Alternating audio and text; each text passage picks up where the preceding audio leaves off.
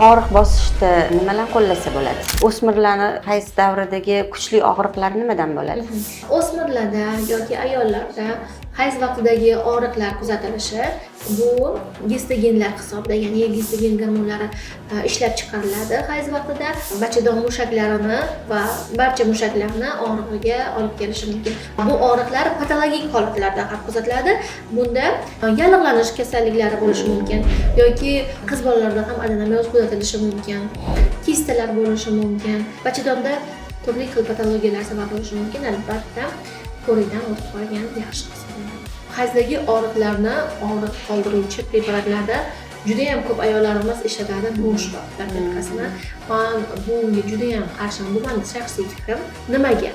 Noshpa bu barcha mushaklarni bo'shashtiradi. Bilasizki, endometriy qavati ko'chadi hayz vaqtida, unda qon tomirlardan yana ham qon kelishi kuchayadi. Noshpa ichgan paytda, chunki mushaklar juda ham bo'shashadi. Shuning uchun noshpa tavsiya qilmayman.